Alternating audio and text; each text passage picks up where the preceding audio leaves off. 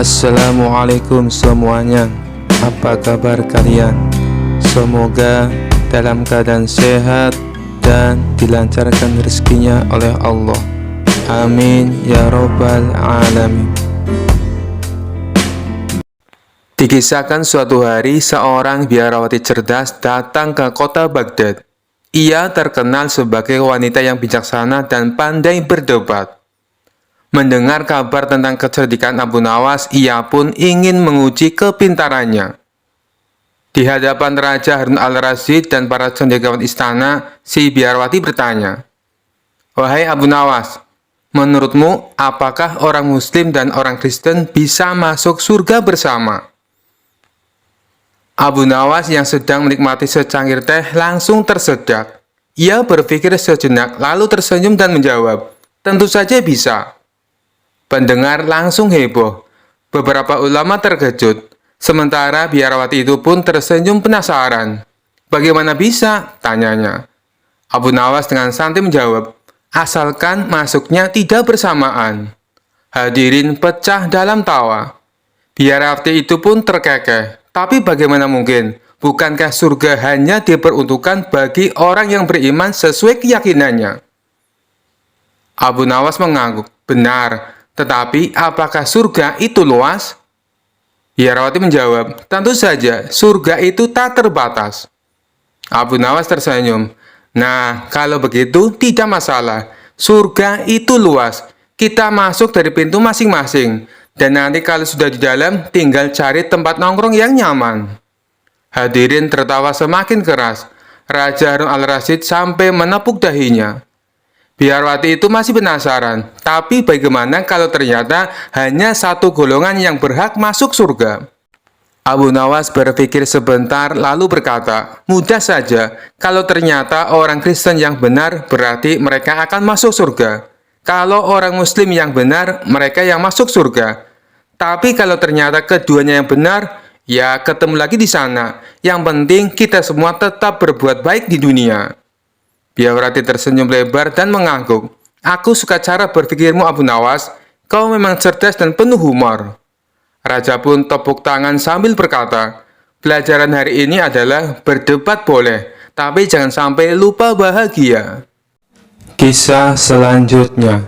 Suatu hari, Raja Harun al-Rasyid sedang bosan dan ingin menguji kecerdikan Abu Nawas lagi. Ia pun memanggilnya ke istana. "Abu Nawas, aku ingin kau membuat sebuah lukisan yang luar biasa," kata sang raja.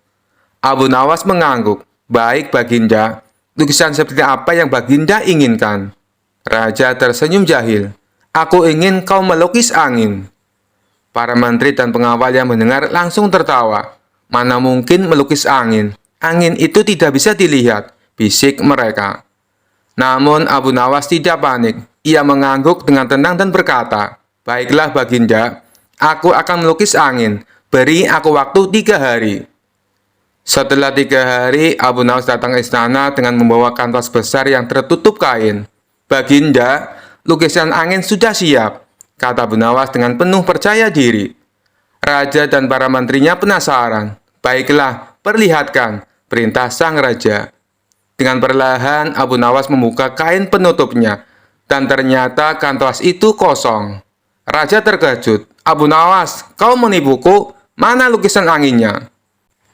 Abu Nawas tersenyum. "Ampun Baginda, ini adalah lukisan angin yang sesungguhnya. Karena angin tidak bisa dilihat, maka lukisan angin juga tidak bisa terlihat. Tapi percayalah, anginnya ada di sana." Para menteri terdiam sejenak, lalu tertawa terbahak-bahak. Raja pun ikut tertawa sambil menggelengkan kepala. "Kau memang selalu pun cara untuk menjawab tantanganku, Abu Nawas. Baiklah, aku tidak akan marah. Sebagai hadiah, aku akan memberimu sekantong emas angin." Abu Nawas tersenyum dan menjawab, "Terima kasih Baginda. Kalau begitu, aku akan membawa kantong emas itu dengan tangan angin juga." Semua orang di sana tertawa, sementara raja hanya bisa menggeleng-geleng kepala karena lagi-lagi kalah oleh kecerdikan Abu Nawas. Kisah selanjutnya. Dikisahkan di Baghdad hiduplah seorang pendeta sombong yang menganggap dirinya paling pintar dan tidak pernah mau kalah di dalam berdebat. Ia mendengar bahwa Abu Nawas terkenal cerdik dan sering menang dalam perdebatan. Pendeta itu berpikir, jika aku bisa mengalahkan Abu Nawas, aku akan semakin dihormati. Maka ia mengundang Abu Nawas untuk berdebat di hadapan banyak orang. Di alun-alun kota, banyak orang berkumpul untuk menyaksikan perdebatan antara Abu Nawas dan sang pendeta. Pendeta itu berkata, Abu Nawas, kau ini tidak ada apa-apanya dibandingkan dengan aku. Aku tahu segalanya tentang agama, filsafat, dan ilmu pengetahuan. Abu Nawas tersenyum. Oh, begitu. Kalau begitu, mari kita uji kecerdasan kita dalam berdebat. Pendeta itu mulai bertanya, jika Tuhan itu ada, tunjukkan bentuknya. Abu Nawas dengan santai menjawab, bisakah kau menunjukkan bentuk akalmu? Jika kau bisa, aku bisa menunjukkan bentuk Tuhan. Pendeta itu terdiam, orang-orang mulai tertawa. Lalu pendeta bertanya lagi, kalau begitu, di mana Tuhan berada? Abu Nawas tersenyum dan kemudian balik bertanya, di mana udara berada? Pendeta itu mulai kesal. Kemudian Abu Nawas berkata, Tuhan ada di mana-mana, seperti udara yang kau hirup di setiap saat, tapi tak bisa kau lihat. Orang-orang bersorak memuji kecerdasan Abu Nawas. Pendeta itu semakin marah karena merasa kalah. Ia pun berdiri dan berkata, Abu Nawas, aku muak dengan omong kosongmu. Tiba-tiba pendeta itu menendang Abu Nawas. Begitu kakinya menyentuh Abu Nawas, tiba-tiba kepala pendeta itu berubah menjadi kepala babi. Orang-orang yang melihatnya langsung terkejut dan ketakutan. Pendeta itu panik. Apa yang terjadi? Kenapa kepalaku berubah? Abu Nawas mengusap jubahnya dengan tenang dan berkata, Tuhan tidak suka kesombongan, apalagi menyakiti orang lain tanpa alasan.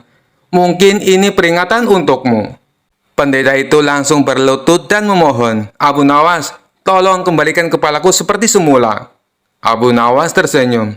Aku tidak bisa mengubahnya, hanya Tuhan yang bisa. Tapi cobalah bertobat dan mintalah ampun dengan sungguh-sungguh. Dengan penuh penyesalan, pendeta itu berdoa dan meminta maaf kepada Abu Nawas serta orang-orang yang hadir.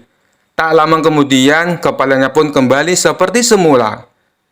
Pendeta itu langsung menyadari kesalahannya dan berkata, Abu Nawas, kau memang lebih cerdik dan bijaksana. Mulai sekarang, aku akan lebih rendah hati. Orang-orang bersorak gembira, sementara Abu Nawas tersenyum puas. Dan seperti biasa, kecerdikan Abu Nawas berhasil mengalahkan kesombongan tanpa harus menggunakan kekerasan. Kisah selanjutnya. Dikisahkan suatu hari Abu Nawas sedang bepergian ke kota untuk menghadiri undangan seorang sahabat. Di tengah perjalanan, ia tersesat di sebuah kampung yang tampak sepi. Jalanan gelap, hanya ada beberapa lampu minyak yang berkelip-kelip dari rumah-rumah penduduk. Abu Nawas mulai merasa ada yang aneh. Tiba-tiba sekelompok orang bertubuh besar dengan wajah garang muncul dari balik pepohonan. Salah satu dari mereka yang tampak seperti pemimpin berteriak, berhenti, siapa kau dan apa yang kau bawa? Abu Nawas dengan tenang tanpa rasa takut tersenyum lebar. Aku hanya seorang musafir biasa, Tuan, tapi kebetulan aku membawa sesuatu yang sangat berharga. Mendengar kata sangat berharga, mata para begal langsung berbinar-binar. Pemimpin mereka mendekat sambil berkata, serahkan barang itu, atau kau tidak akan keluar dari kampung ini hidup-hidup. Abu Nawas dengan santai mengeluarkan sebuah kotak kecil dari tasnya. Kotak itu dihiasi kain berwarna emas, tampak seperti sesuatu yang mahal. Inilah yang kalian cari, kata Abu Nawas sambil memperlihatkan kotak tersebut. Namun barang ini sangat berbahaya jika kalian tidak tahu cara menggunakannya. Para begal bingung sekaligus penasaran. Salah satu dari mereka bertanya, apa itu? Mengapa berbahaya? Abu Nawas berpura-pura serius. Ini adalah pusaka yang hanya bisa dipegang oleh orang-orang yang berani. Jika kalian salah memegangnya, kalian akan terkena kutukan yang mengerikan. Para begal saling pandang. Pemimpinnya berkata, aku tidak percaya, buka kotaknya sekarang. Abu Nawas membuka kotak itu perlahan-lahan. Di dalamnya ternyata hanya ada sebuah bawang merah besar. Bawang ini adalah bawang sakti. kata Abu Nawas. Jika kalian menyentuhnya tanpa keberanian, kalian akan menangis tanpa henti selama 7 hari 7 malam. Para begal tertawa terbahak-bahak. Ini hanya bawang merah. Kau pikir kami takut pada bawang?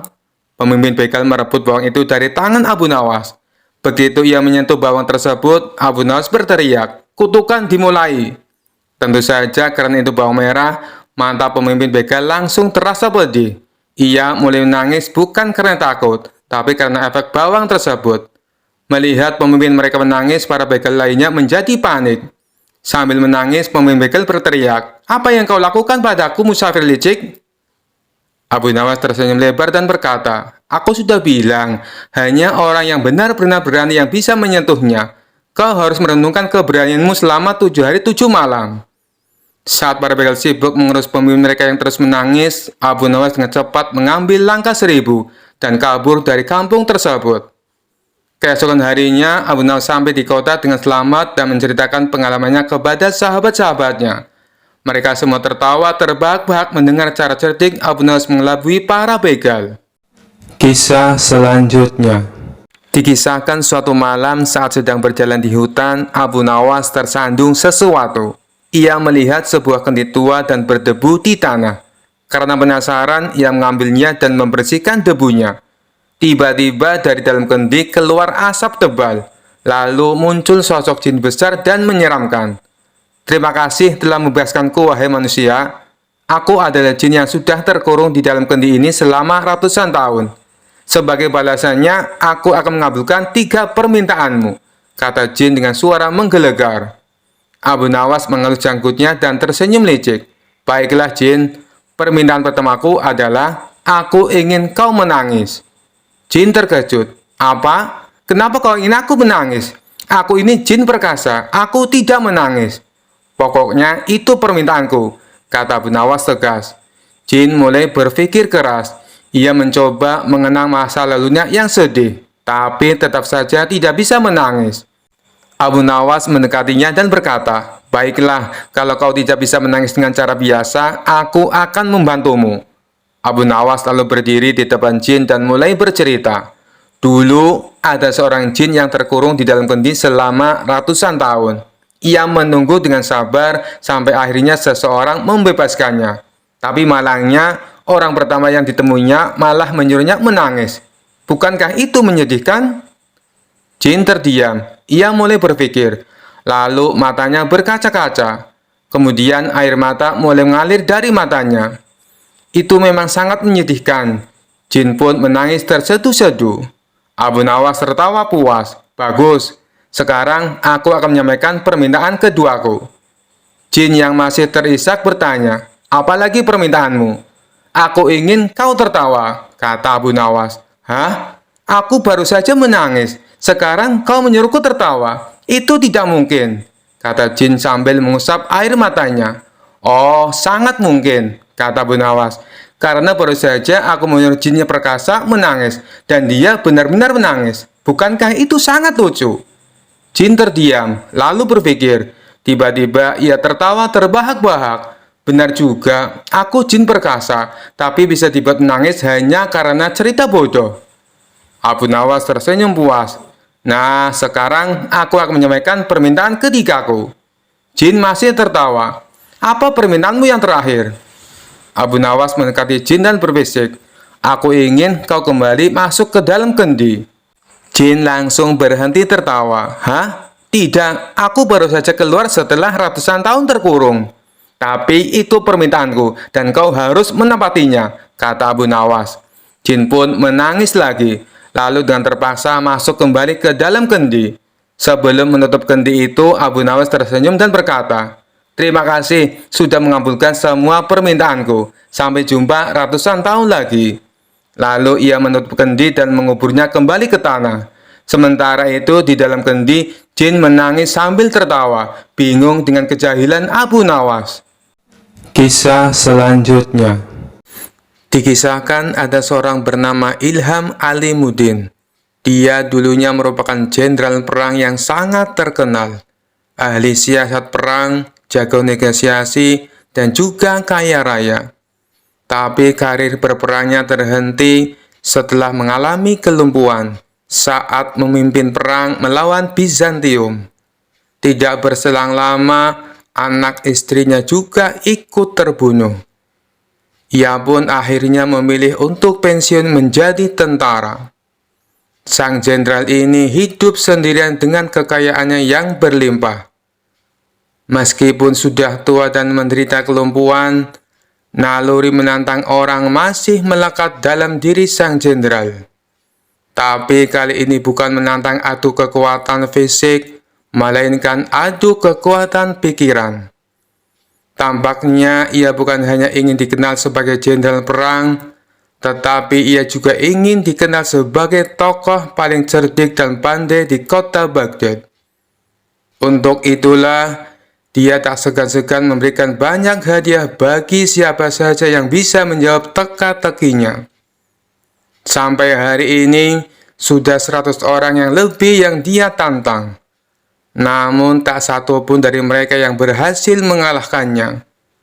Total pertanyaan yang diajukan jenderal ada 3. Tapi yang unik dari permainan ini, apabila berhasil menjawab soal pertama dan kedua, tetapi gagal menjawab pertanyaan ketiga, maka semua hadiahnya menjadi gugur. Hal inilah yang membuat orang-orang kesal dengan sang jenderal. "Aku kesal dengan sang jenderal yang lumpuh itu," kata seseorang kepada kawannya.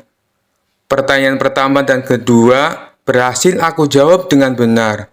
Tapi pas pertanyaan ketiga, dia tanya, siapakah malaikat yang menyiksa manusia? Langsung saja aku jawab malaikat Malik. Dia bilang jawabanku itu katanya salah." "Loh, bukannya jawabanmu itu benar?" tanya kawannya heran. Kamu juga salah. Aku kira kamu pintar. Yang benar itu malaikat Zabaniyah.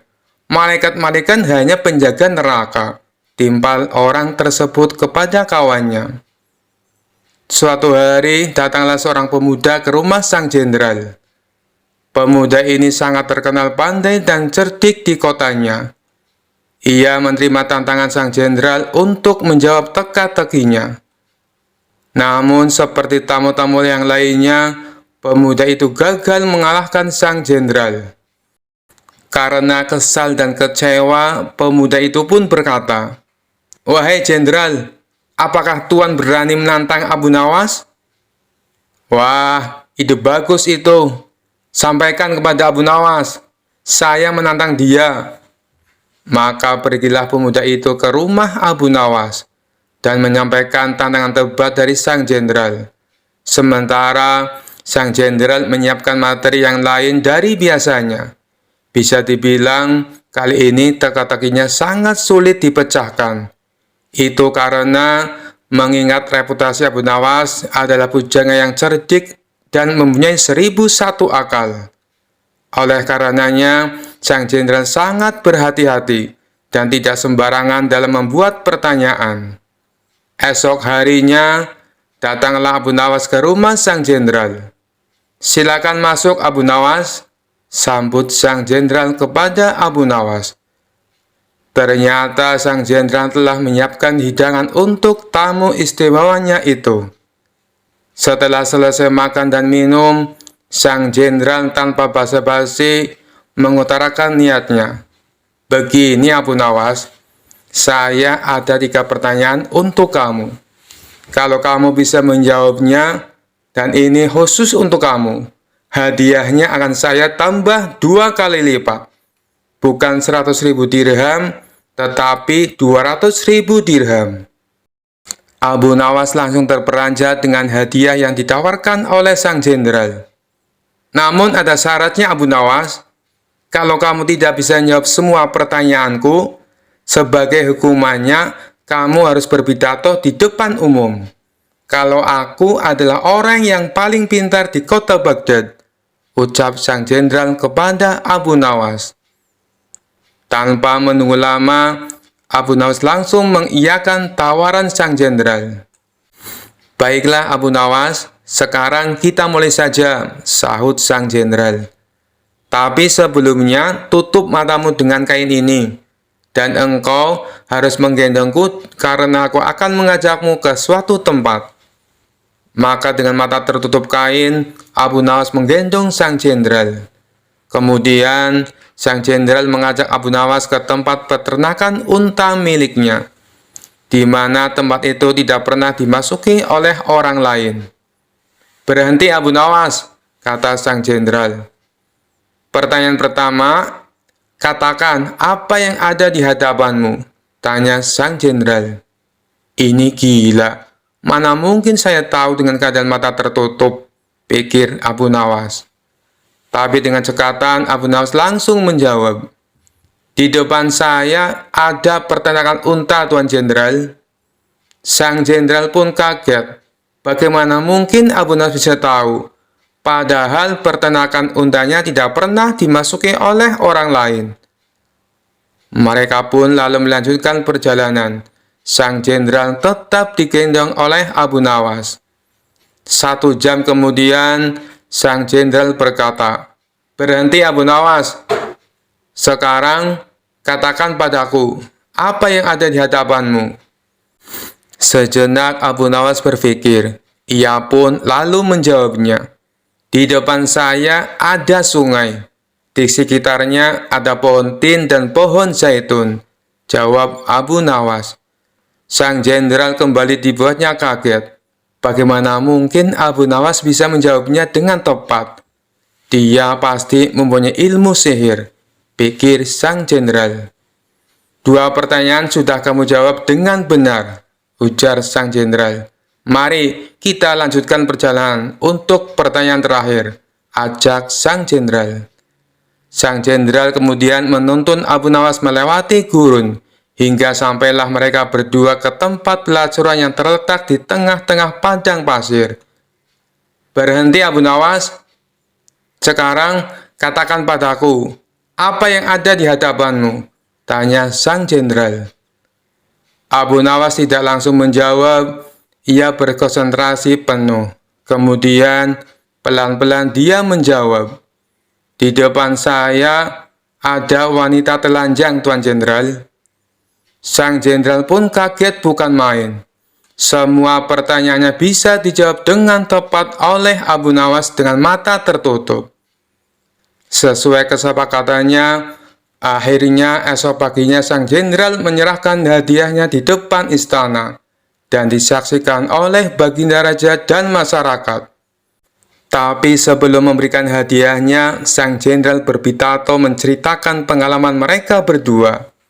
"Wahai Abu Nawas, saya masih penasaran. Bagaimana kamu bisa menjawab semua pertanyaanku, sedangkan kedua matamu tertutup kain?" tanya sang jenderal. "Itu mudah saja, Tuan Jenderal," jawab Abu Nawas. "Ketika Tuan mengajukan pertanyaan pertama, kaki saya menginjak kotoran unta. Dari situlah saya menebak kalau saya berada di peternakan unta." Baginda Raja tersenyum mendengar jawaban Abu Nawas, sedangkan sang jenderal hanya bisa geleng-geleng kepala. "Lalu dengan pertanyaan kedua, bagaimana kamu bisa menjawab dengan tepat?" tanya sang jenderal. Abu Nawas kembali menjawab, "Meskipun mata saya tertutup, tapi telinga saya bisa mendengar adanya suara air mengalir dan burung puyuh yang berkicau. Burung puyuh hanya mau makan biji-bijian buah tin dan zaitun. Sedangkan pohon tin dan zaitun hanya tumbuh di pinggiran sungai." Lagi-lagi Baginda Raja tersenyum. Sang jenderal dibuatnya terperangah dengan jawaban Abu Nawas. "Baiklah, semua jawabanmu itu masuk akal. Tapi, kenapa kamu juga bisa menebak dengan tepat atas pertanyaan yang ketiga?" tanya sang jenderal penasaran. Dengan entengnya Abu Nawas menjawab, "Itu sangat mudah sekali, Tuan. Saat Tuan menyuruh saya berhenti, tiba-tiba saja saya merasakan ular Tuan bergerak-gerak di punggung saya." "Nut-nutan, Tuan Jenderal," jawab Abu Nawas sambil menahan tawa. "Dari situlah saya bisa mengetahui kalau di depan saya ada wanita telanjang." Spontan saja baginda raja ikut tertawa terpingkal-pingkal mendengarnya. Sedangkan sang jenderal hanya bisa tersenyum kecut menahan rasa malu. Kisah selanjutnya. Dikisahkan suatu hari Abu Nawas sedang berjalan-jalan di hutan untuk mencari ilham. Namun karena terlalu asik berpikir, ia malah tersesat jauh ke dalam hutan yang sangat lebat. Ia berusaha mencari jalan keluar, tetapi yang ditemukan justru sebuah gua besar dengan pintu gerbang emas bertuliskan "Selamat datang di kerajaan ular". Astagfirullah, jangan-jangan ini tempat ular raksasa, gumam Abu Nawas dengan wajah pucat. Namun karena rasa penasarannya lebih besar daripada ketakutannya, ia melangkah masuk. Begitu memasuki gua, tiba-tiba tanah di bawah kakinya bergoyang, dan ia terjatuh ke dalam lubang yang dalam. Saat membuka mata, Abu Nawas mendapati dirinya dikelilingi oleh manusia yang aneh. Mereka memiliki tubuh manusia, tetapi wajah mereka seperti ular. Loh, ini mimpi atau kenyataan? Gumamnya sambil mengucek mata. Seorang pria berbadan besar dan bersisik emas mendekatinya. "Kau siapa, orang asing? Kenapa masuk ke kerajaan kami?" tanyanya dengan suara mendesis. "Saya hanya pejalan kaki yang tersesat," jawab Abu Nawas dengan hati-hati. Sang Raja Ular yang duduk di sana bertatakan batu permata tersenyum lebar.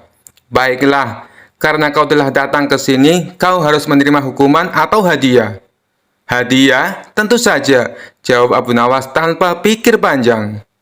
"Tepat, hadiahmu adalah menikahi 100 wanita cantik di kerajaan kami," seru Raja Ular. Mata Abu Nawas langsung terbelalak. "Hah? Saya harus menikahi 100 wanita?" "Ya, di sini ada banyak wanita cantik yang butuh suami. Mereka akan mengurusmu seumur hidup." Abu Nawas berpikir sejenak. Di satu sisi, menikah dengan 100 wanita terdengar seperti impian semua pria. Tapi di sisi lain, bagaimana ia bisa mengurus mereka semua? Ia bahkan kesulitan mengurus dirinya sendiri. Tiba-tiba Abu Nawas mendapat ide. Ia berdiri tegak dan berkata, "Wahai Raja Ular, saya sangat senang dan terhormat menerima hadiah ini. Tapi izinkan saya jujur, saya memiliki penyakit aneh."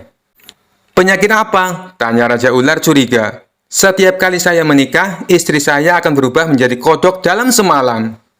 Raja Ular dan para wanita cantik langsung saling pandang dengan wajah ngeri. "Tidak mungkin," seru salah satu wanita. "Ya, sungguh, sudah banyak yang menjadi korban.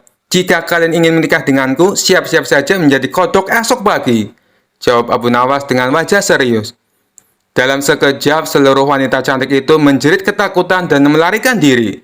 Bahkan Raja Ular sendiri pun mundur perlahan.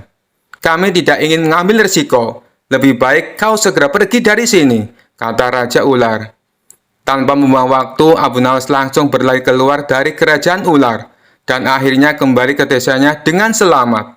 Sejak saat itu, ia semakin percaya bahwa kecerdikan lebih berharga daripada keberuntungan. Kisah selanjutnya. Dikisahkan suatu hari, seorang pandita dari India datang ke istana Raja Harun al-Rasyid.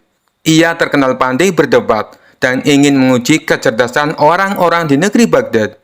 Dengan penuh percaya diri, ia berkata di hadapan raja dan para ulama, "Wahai Raja, tahukah engkau bahwa Ka'bah sebenarnya adalah milik agama kami, agama Hindu?" Seluruh ruangan mendadak hening. Para ulama melotot tak percaya, bahkan raja pun terkejut. Tapi sebelum raja sempat berbicara, Abu Nawas yang duduk di sudut ruangan tersenyum dan maju ke depan. "Wahai pandita, apa alasanmu mengatakan Ka'bah milik agama Hindu?" tanya Abu Nawas dengan santai. Sang pandita tersenyum puas, mengira ia bisa memenangkan perdebatan ini dengan mudah. Ia menjawab, "Ka'bah adalah bangunan berbentuk kubus. Dalam ajaran kami, dewa-dewa kami juga disembah dalam kuil berbentuk kubus. Itu berarti Ka'bah adalah tempat ibadah kami."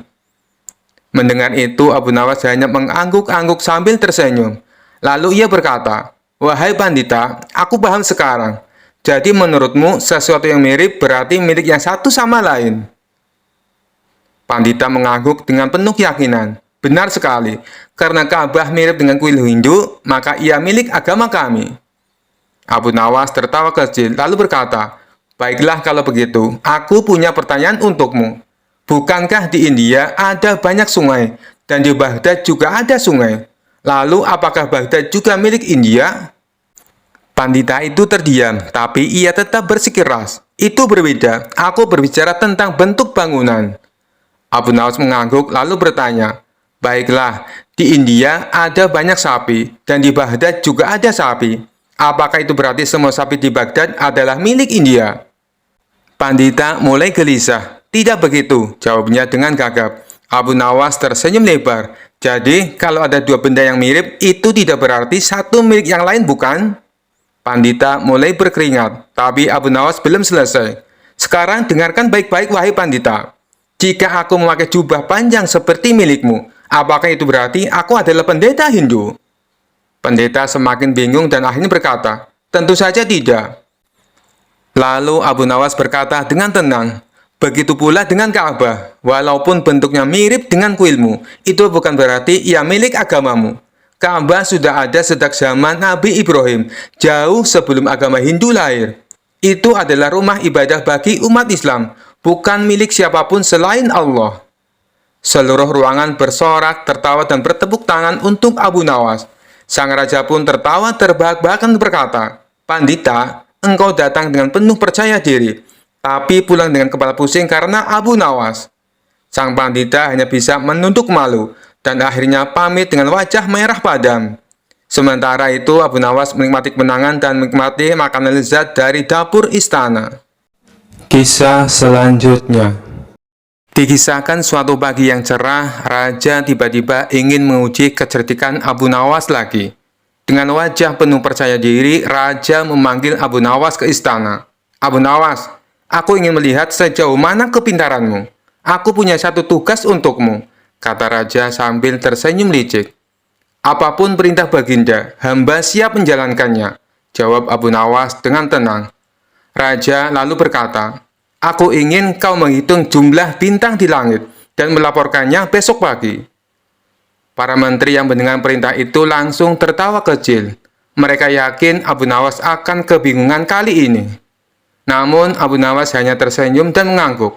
Baik Baginda, besok pagi hamba akan datang dengan jawabannya. Malam itu bukannya menghitung bintang, Abu Nawas justru tidur nyenyak. Keesokan paginya, ia datang ke istana dengan membawa sebuah karung besar. Raja menyambutnya dengan penasaran. Jadi, berapa jumlah bintang di langit Abu Nawas? Tanyanya. Abu Nawas dengan santai menjawab, Baginda, jumlahnya ada di dalam karung ini. Raja terkejut, apa maksudmu? Abu Nawas membuka karung itu, dan ternyata isinya adalah segenggam pasir. Setiap butir pasir ini mewakili satu bintang di langit, Baginda. Silakan hitung sendiri, kalau tidak percaya, kata Abu Nawas dengan wajah polos. Raja melongo, para menteri menahan tawa. Abu Nawas, kau mengerjaiku, seru raja, lalu memijat keningnya yang mulai pusing. Tidak Baginda, jawab Abu Nawas, hamba hanya mengikuti perintah. Hamba diminta menghitung bintang, dan inilah hasilnya. Raja pun tertawa terbahak-bahak. Kau memang selalu punya cara mengakaliku, Abu Nawas. Seisi istana ikut tertawa, sementara raja hanya bisa menggeleng-gelengkan kepala. Lagi-lagi ia kena tipu oleh kecerdikan Abu Nawas. Kisah selanjutnya. Dikisahkan pada suatu hari ada seorang pria yang sombong dan suka menghujat Allah di pasar kota Baghdad. Ia sering berteriak lantang, jika Allah itu ada, buktikan pada aku. Aku bahkan tidak takut padanya.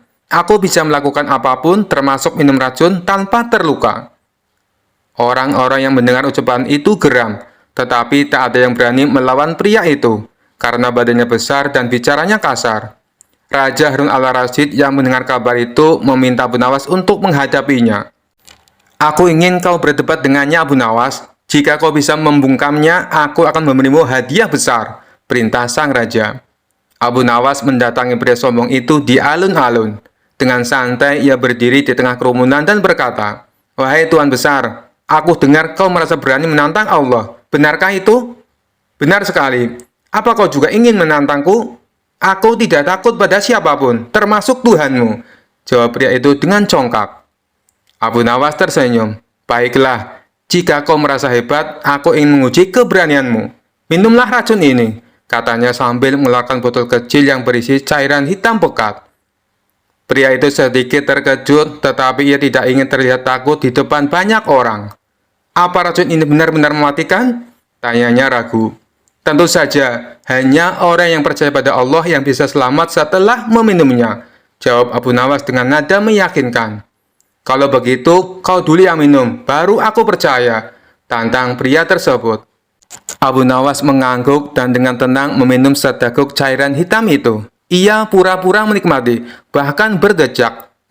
Rasanya enak seperti madu. Orang-orang tercengang. Wah, Abu Nawas selamat. Pria sombong itu tidak mau kalah. Ia mengambil botol tersebut dan menenggak isinya. Namun, begitu cairan itu masuk ke tenggorokannya, ia mulai muntah-muntah dan merasa pusing. Apa ini? Kenapa tubuhku panas sekali? Teriaknya panik. Abu Nawas tertawa kecil. Tuan, itu bukan racun. Itu hanya campuran cuka dan rempah-rempah. Tapi rasa mualmu itu berasal dari ketakutanmu sendiri. Kau tahu mengapa aku tidak apa-apa? Karena aku percaya pada Allah yang menciptakan segala sesuatu dengan sempurna. Pria itu terdiam, wajahnya memerah karena malu.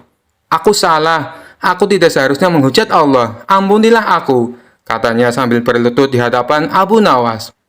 Abu Nawas tersenyum penuh kemenangan. Semoga kejadian ini menjadi pelajaran bagimu, bahwa kekuatan manusia tidak ada apa-apanya dibandingkan dengan kekuasaan Allah. Raja Harun al-Rasyid yang menyaksikan dari kejauhan sangat puas dengan kecerdikan Abu Nawas. Ia pun memberikan hadiah besar, sementara pria sombong itu pergi dari alun-alun dengan kepala tertunduk menjadi bahan tertawaan banyak orang. Kisah selanjutnya. Kala itu kota Baghdad mendadak gempar oleh kehadiran orang asing. Persoalannya bukan pada orangnya, melainkan orang asing tersebut tidak mempercayai adanya Tuhan. Bukan hanya itu, ia juga menantang orang-orang muslim berdebat mengenai adanya Tuhan. Kabar ini pun sampai ke telinga Baginda Raja. Karena dianggap bikin resah masyarakat, orang asing ini lalu dipanggil ke istana. Apa tujuanmu membuat onar di negeri kami? Tanya Baginda Raja. Orang asing ini menjawab, untuk apa mengaku bertuhan kalau tidak bisa menjawab pertanyaanku? Kemudian Baginda Raja bertanya kembali, apakah kamu tidak percaya adanya Tuhan? Dengan tegas orang itu menjawab, tentu saja saya tidak percaya adanya Tuhan, dan saya juga tidak percaya adanya akhirat. Mendengar itu Baginda Raja sempat terkejut. Tapi saya dan rakyatku percaya adanya Tuhan. Berarti keyakinan kita berbeda. Jadi jangan ganggu rakyatku, tegas Baginda Raja. Kalau Paduka Raja percaya adanya Tuhan, bisakah Paduka menjawab 3 pertanyaanku? Tanya orang asing tersebut. Silahkan, balas Baginda Raja. Pertanyaan pertama. Orang Islam meyakini bahwa dunia dan seisinya adalah ciptaan Allah. Lalu, siapakah yang menciptakan Allah? Bukankah sesuatu yang ada pasti ada penciptanya? Pertanyaan yang kedua, katanya di dalam surga manusia tidak akan berak ataupun kencing, sedangkan mereka makan dan minum setiap hari. Bagaimana mungkin ini bisa terjadi? Padahal segala sesuatu yang akan dimasukkan pasti akan keluar, entah itu dengan bentuk yang lain. Dan pertanyaan yang ketiga, orang Islam meyakini kalau setan terbuat dari api, tapi katanya setan akan disiksa dengan api neraka. Mana mungkin api bisa menyakiti api? Mendengar pertanyaan orang asing itu, Baginda Raja hanya terdiam. Bisa saja ia menjawab berdasarkan hadis dan Al-Quran. Tapi karena yang dihadapi adalah orang yang tidak percaya Tuhan, maka dijawabnya harus dengan logika. Kemudian salah satu menterinya membisikkan kepada Baginda Raja, Paduka, kalau soal beginian, serahkan saja pada Abu Nawas. Ia pasti bisa mematahkan argumen orang asing itu. Baginda Raja menyetujui usulan menterinya. Maka dipanggillah Abu Nawas ke istana. Singkat cerita, Abu Nawas pun datang menghadap Baginda Raja. Ia lalu dipersilakan duduk di sampingnya. "Ada apa, Paduka? Kenapa tiba-tiba memanggil hamba?" tanya Abu Nawas. "Begini Abu Nawas, orang asing ini tidak percaya adanya Tuhan, dan dia mengajukan 3 pertanyaan, tapi jawabannya harus masuk akal," ujar Baginda Raja. Sekilas Abu Nawas menatap orang asing tersebut. "Oh, ini orangnya yang bikin gempar kota Baghdad," pikir Abu Nawas. Abu Nawas lalu menghampiri orang asing itu dan duduk tepat di hadapannya. "Silakan, apa yang ingin kau tanyakan?" ucap Abu Nawas dengan penuh percaya diri. Orang asing tersebut memulai pertanyaannya. "Anda sebagai orang muslim tentu percaya bahwa segala sesuatu, baik yang terlihat maupun yang tidak terlihat, pasti ada yang menciptakan." "Iya, tentu saja, saya percaya," jawab Abu Nawas. "Sekarang saya mau bertanya, siapakah yang menciptakan alam semesta dan seisinya?" tanya orang asing itu. "Yang menciptakan alam semesta dan seisinya adalah Allah, Tuhan saya," jawab Abu Nawas. "Oh, baiklah. Lalu siapakah yang menciptakan Allah?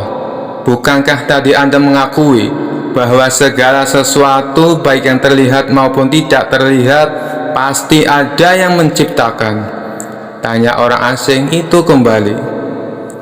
Sejenak Abu Nawas terdiam. Ia pun lalu berkata, "Anda pasti tahu kalau kami selaku orang Islam mengakui hanya ada satu Tuhan. Kita istilahkan saja Tuhan dengan angka 1. Sekarang gantian aku yang bertanya. Angka 3 berasal dari angka berapa?" tanya Abu Nawas. "Angka 3 berasal dari angka 2 ditambah 1, jawab orang asing tersebut. "Tepat sekali. Kalau angka 2 berasal dari angka berapa?" tanya Abu Nawas kembali. "Angka 2 berasal dari angka 1 ditambah 1, jawab orang asing itu.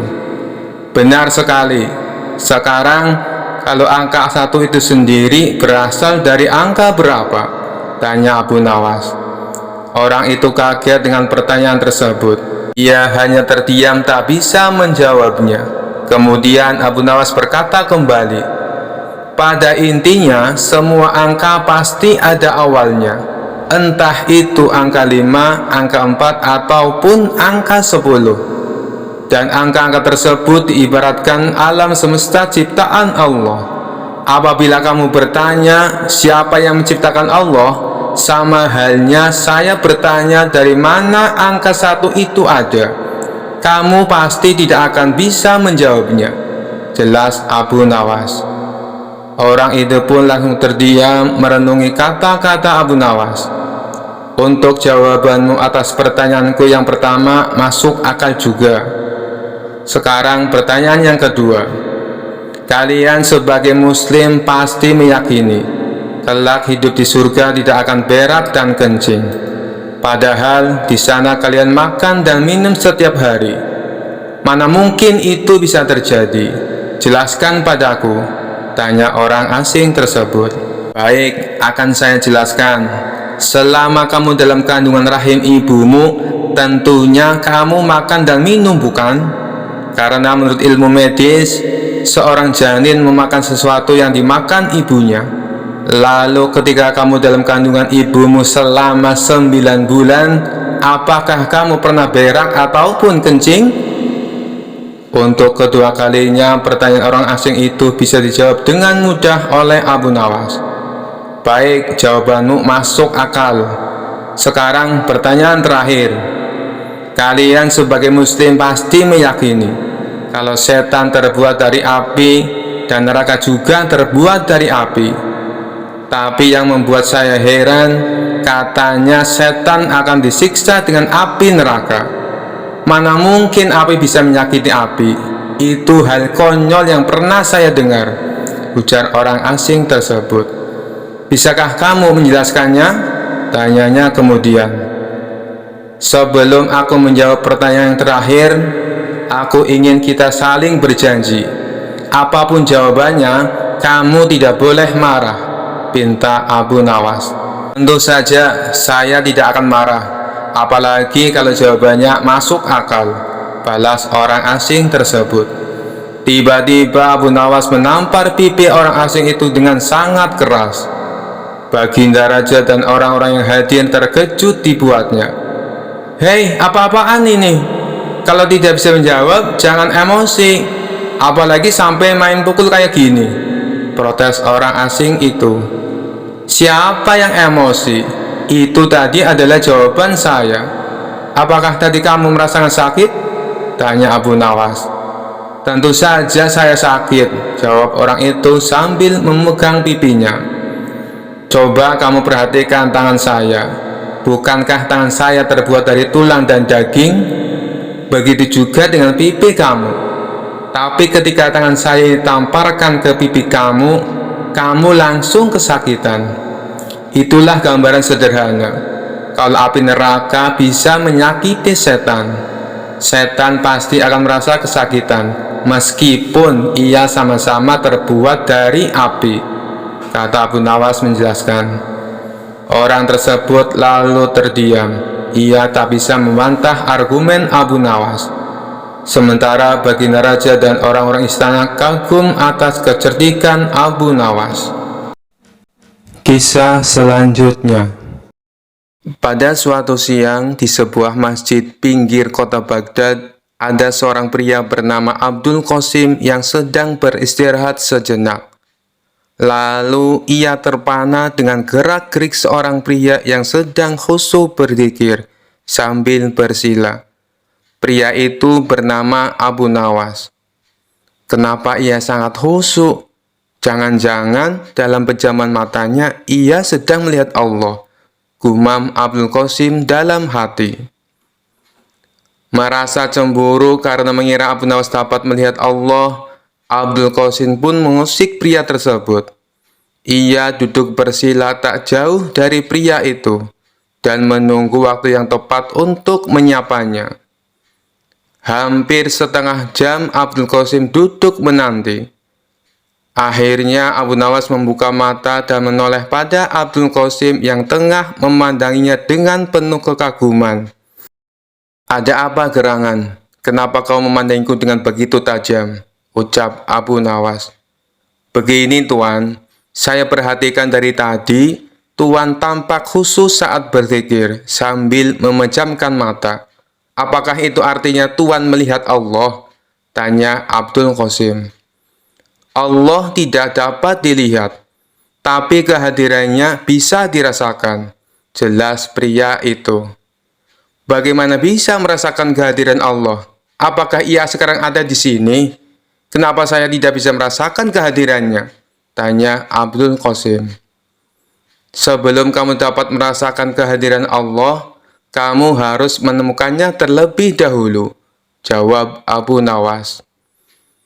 Abdul Qasim tersenyum girang. Sebenarnya sudah lama ia mengembara mencari Tuhan, namun ia tak pernah menemukannya. Setelah bertemu Abu Nawas, ia merasa benar-benar lega dan gembira. Terasa seperti menemukan kunci yang hilang. Lantas, di mana dan bagaimana saya bisa menemukan Tuhan yang selama ini aku cari-cari, Tuan? Tanya Abdul Qasim. Abu Nawas tersenyum. Lalu ia menyuruh Abdul Qasim untuk sholat 2 rakaat. Jika sudah selesai, ia meminta Abdul Qasim untuk menceritakan apa yang dirasakannya. Setelah mendengarkan perintah tersebut, Abdul Qasim lalu menjalankan sholat 2 rakaat. Setelah itu, ia mengatakan apa yang dirasakannya kepada Abu Nawas. Tuan, terus terang saja, selama sholat 2 rakaat, aku lebih banyak melamun, jawab Abdul Qasim. Sebenarnya saya melafalkan semua bacaan sholat, tapi pikiran saya melayang kemana-mana.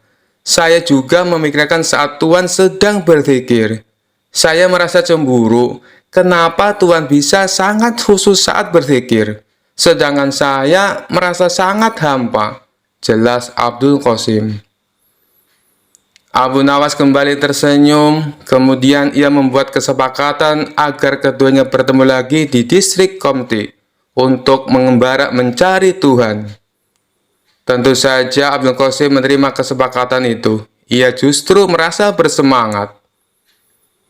2 hari kemudian, Abu Nawas tiba di Qomti dengan beragam perlengkapan untuk perjalanan jarak jauh. Dirinya punya tekad untuk tak akan pulang dari perjalanan sebelum temannya Abdul Qasim menemukan Allah. Tak lama kemudian, datanglah Abdul Qasim dengan beragam perlengkapan pula. Mereka lalu melakukan perjalanan dengan mengendarai unta menuju pusat kota Baghdad. Kita akan berjalan ke pusat kota Baghdad. Di sana penuh keramaian, sehingga Allah pasti ada untuk mengatur peran-peran dari kehidupan manusia dan rezeki setiap orang.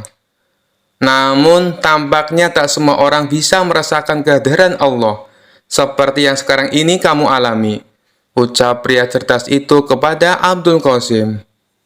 Baiklah Tuan, aku siap melakukan perjalanan ini, jawab Abdul Qasim. Jarak antara Qomti dan pusat kota Baghdad sangatlah jauh. Di antara keduanya terbentang padang pasir yang gersang dan panas.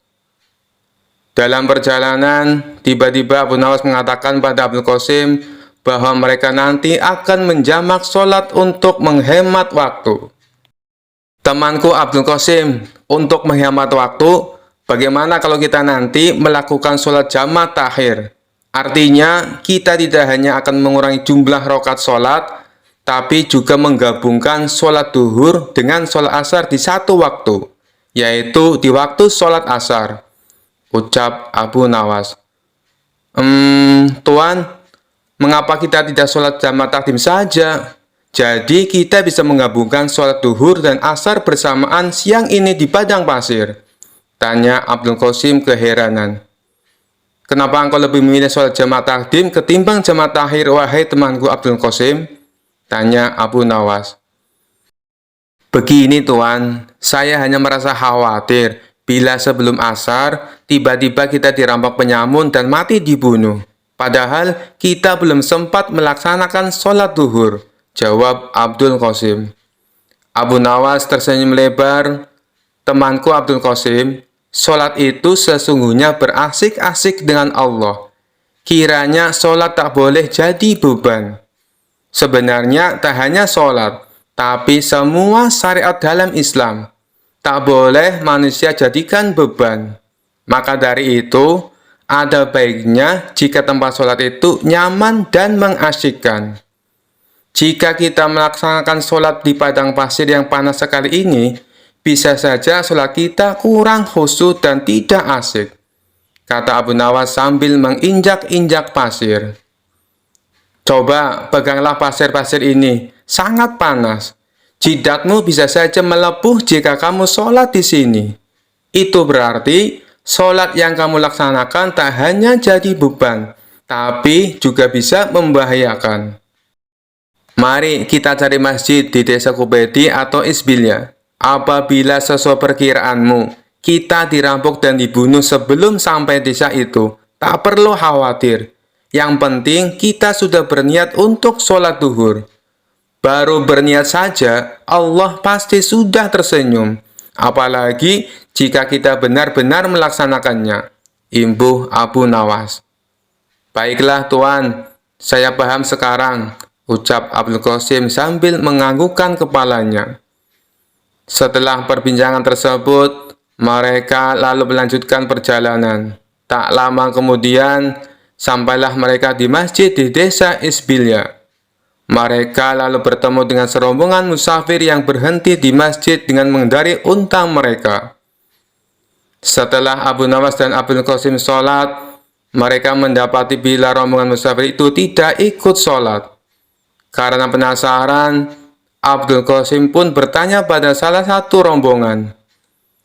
Mohon maaf Tuan, Saya hendak bertanya, kenapa engkau sudah sampai masjid tapi tidak melaksanakan sholat? Tanya Abdul Qasim. Oh, kami sebenarnya sudah melaksanakan sholat jamaah takdim di desa kami. Jadi, kami tak punya kewajiban lagi untuk sholat asar. Jawab salah satu rombongan itu. Lantas, mengapa kalian berhenti di masjid jika memang tak lagi punya kewajiban untuk sholat asar? Tanya Abdul Qasim penasaran. Oh, itu karena beberapa ekor unta kami tampak kelelahan. Jadi, kami berhenti sejenak untuk membiarkan mereka beristirahat di taman masjid ini. Islam mengajarkan kami untuk tidak berbuat zalim kepada semua makhluk, termasuk pada unta-unta ini. Benar begitu kan? Jawab kepala rombongan. Abdul Qasim merasa kagum dengan jawaban ketua rombongan musafir itu. Namun masih ada yang ingin ia tanyakan. Tuan, apakah engkau bersikap baik hanya pada unta saja atau pada semua binatang? Tanyanya. Ketua rombongan itu tersenyum lalu menjawab, jangankan kepada binatang, bahkan kepada pepohonan ini pun kami juga takut untuk berbuat zalim. Kita sholat untuk mencegah dari berbuat fahsyah dan mungkar. Untuk apa kita sholat jika tetap berbuat kejahatan terhadap sesama makhluk ciptaan Allah? Abdul Qasim semakin kagum dengan jawaban tersebut. Ia lalu pamit untuk melanjutkan perjalanan bersama Abu Nawas. Sepanjang perjalanan, ia tampak lebih tenang saat mengendalikan untanya. Sepertinya ia tengah berusaha mencerna kalimat yang diucapkan oleh ketua rombongan musafir tadi. Abu Nawas mengajaknya berbicara untuk memecahkan keheningan. Tampaknya kau sedang berpikir sesuatu. Apa yang sedang kau pikirkan? Tanya Abu Nawas. Abdul Qasim sangat bersemangat dan sontak bertanya. Sebenarnya, tadi saya mendengar kepala musafir menyebutkan kata fahsyah dan mungkar. Jujur saja, saya belum mengerti maksudnya, Tuan. Bolehkah saya meminta penjelasan pada Tuan? Oh, jadi itu yang membuatmu penasaran. Jadi, fahsyah adalah semua perbuatan buruk yang tidak mengakibatkan kerugian langsung kepada orang lain. Karena tak langsung memberikan dampak buruk, biasanya orang-orang tak segera bisa mengenali nilai-nilai buruk yang terkandung dalam fahsyah itu. Setelah itu, Allah akan memberikan pelajaran lewat agama. Jelas Abu Nawas. Agar hamba semakin paham, bisakah Tuan menyebutkan contoh fahsyah? Tanya Abdul Qasim antusias. Contohnya saja perzinaan, meneguk minuman beralkohol, atau memakan makanan haram. Saat dua orang berzina, sebenarnya orang lain tak merasa dirugikan secara langsung, sebab tak ada korban jiwa akibat perbuatan mereka. Inilah mengapa nilai-nilai buruk dalam fahsyah tidak mudah dikenali oleh umat manusia. Abdul Qasim tertegun dan mengakukan kepala tanda paham. Sekarang, bandingkan dengan perbuatan mungkar. Mungkar adalah perbuatan buruk yang menimbulkan kerugian langsung pada orang lain. Misalnya saja pencurian, pembunuhan, atau perampokan. Karena semua itu berdampak langsung pada orang lain dan ada korban jiwa akibat perbuatan itu. Maka nilai-nilai buruk yang terkandung dalam perbuatan mungkar gampang sekali dikenali.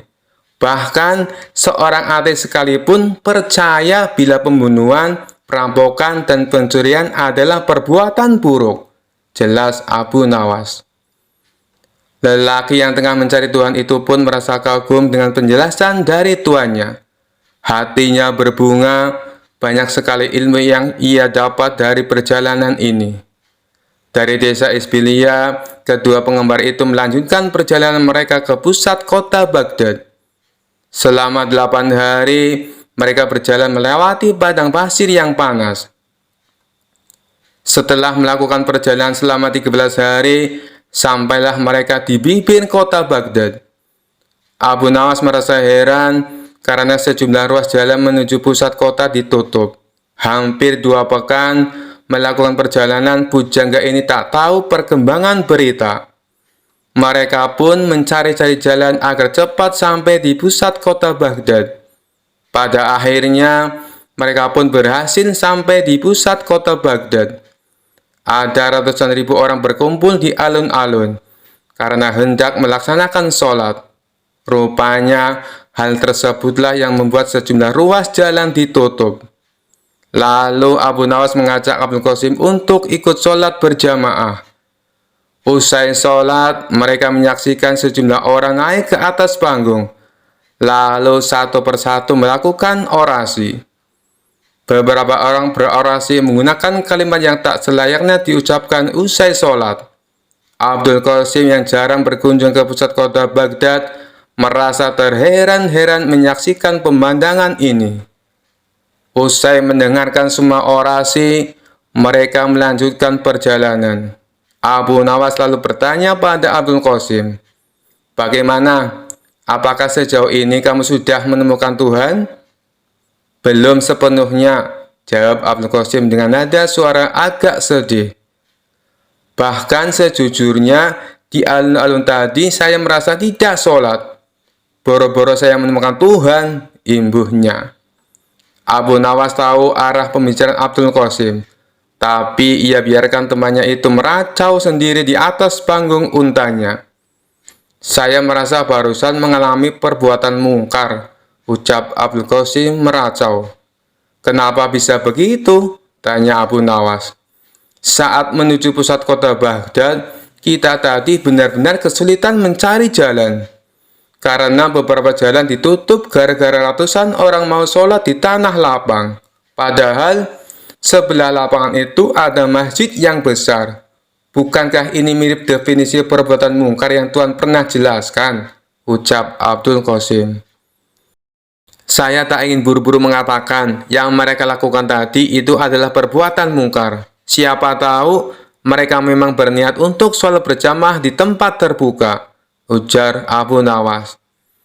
Dalam hati, Abu Nawas sebenarnya merasa senang karena temannya mulai menemukan pintu yang benar menuju Tuhan. Ia makin bersemangat menemani Abdul Qasim untuk menemukan Tuhan. Setelah 2 hari meninggalkan kota Baghdad, sampailah mereka di sebuah masjid kecil di pinggir gurun.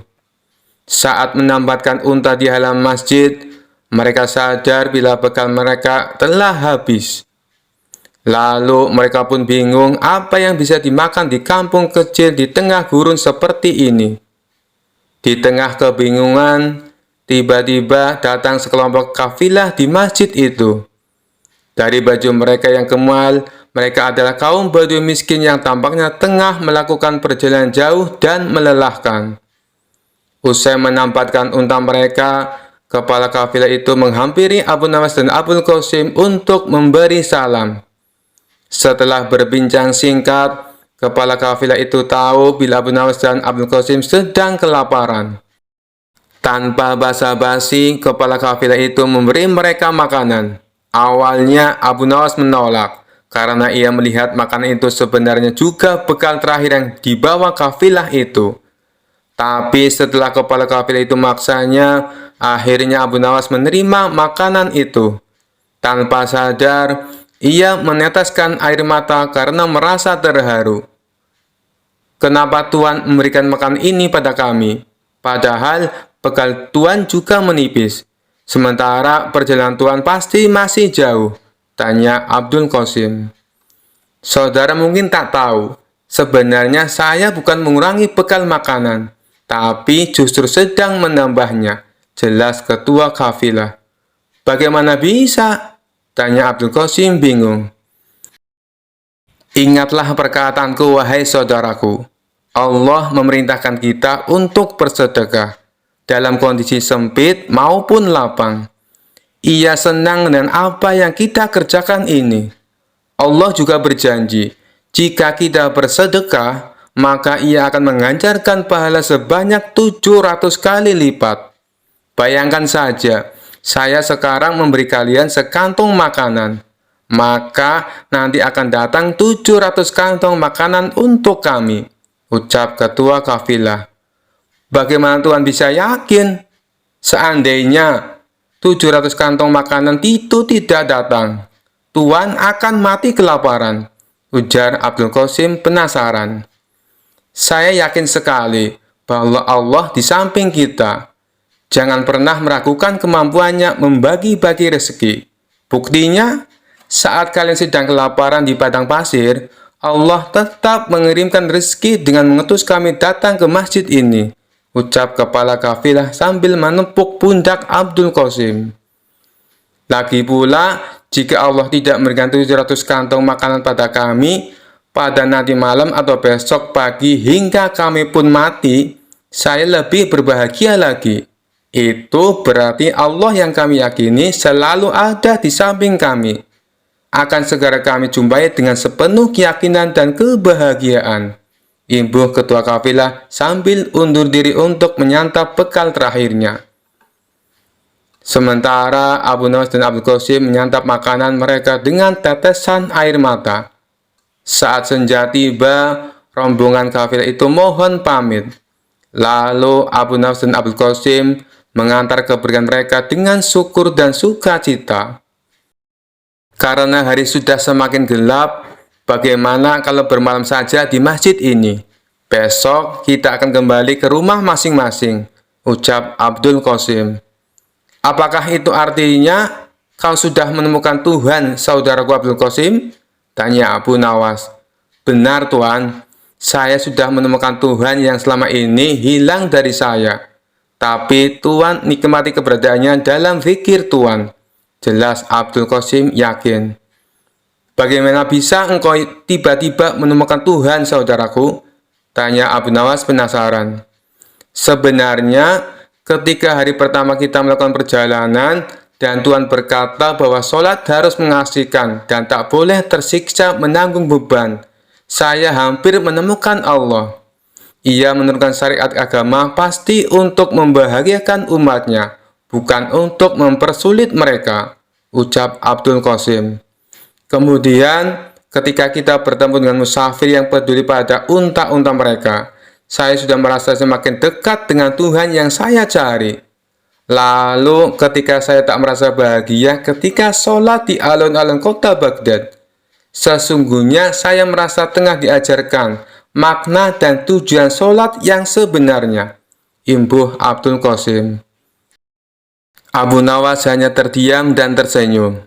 Wahai saudaraku, sore ini adalah puncaknya saya menemukan Allah. Bertemu dengan para kafilah membuat saya sadar bahwa tujuan dari sholat sesungguhnya adalah menjaga kemanusiaan. Tanpa pemberian mereka, mungkin kita malam ini akan mati kelaparan. Sholat yang mereka lakukan membuat mereka yakin kemanusiaan harus dijaga dimanapun mereka berada. Sekarang saya semakin yakin mengapa Allah memerintahkan kita untuk sholat. Saya pun merasa Allah kini selalu berada di samping saya, karena saya meyakini hal itu, ujar Abdul Qasim. Abu Nawas tersenyum bahagia. Ia bersyukur karena akhirnya saudaranya dapat menemukan Tuhan, yakni di hatinya. Mereka pun bermalam di masjid itu. Keesokan harinya, mereka berpisah untuk kembali ke rumah masing-masing. Abdul Qasim berterima kasih pada Abu Nawas karena telah menemaninya mencari Tuhan. Sekian dulu perjumpaan kita kali ini. Sampai bertemu lagi di kisah-kisah selanjutnya. Terima kasih yang sudah subscribe dan setia menonton channel ini. Wassalamualaikum warahmatullahi wabarakatuh.